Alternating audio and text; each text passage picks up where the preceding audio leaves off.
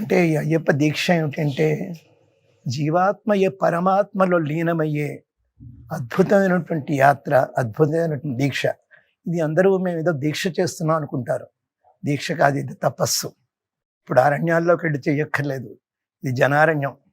ఈ దీక్షతోటి ఆయన సనాతన ధర్మాన్ని రక్షించడానికి అయ్యప్ప ఉద్భవించాడు.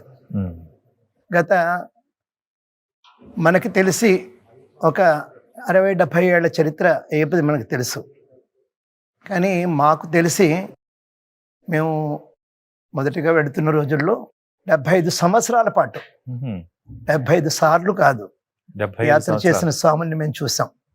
నీలకంఠ అయ్యర్ అని చెప్పి చెన్నైలో మహానుభావుడు, అయ్యప్ప వంశం అని చెప్పుకుంటూ ఉంటారు ఆయన్ని. ఆయన సాక్షాత్ అయ్యప్ప అవతారం.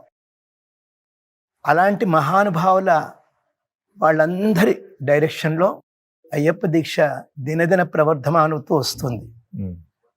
ఏ విధంగా అయితే నంబియార్ గారు పూర్వకాలంలో ఆయన ఆ 48 రోజులు 41 రోజులు పెద్ద కాంట్రవర్సీ. ఇది 48 రోజులు నిజానికి మండల దీక్ష అంటే 48 రోజులు, కానీ 41 రోజులు అలవాటు అయింది కాబట్టి ఇప్పుడు మనం సరే నాయన కనీసం 41 రోజులనే చెయ్యండి అని అంటున్నాం. ఆ రోజుల్లో అడవిలో వాళ్ళందరూ ఒక సన్నిధానం ఏర్పాటు చేసుకుని ఆ 41 రోజుల పాటు ఎక్కడికి వెళ్ళేవారు కాదు. అలా ఉండేది దీక్ష. అలాంటిది రాను రాను రాను రాను రాను ఈ దీక్ష విరివిగా ప్రచారంలోకి వచ్చి ఇప్పుడు 10లు, 100లు, 1000, లక్షల నుంచి కోట్లలోకి అయ్యప్ప భక్తులు తయారయ్యారు.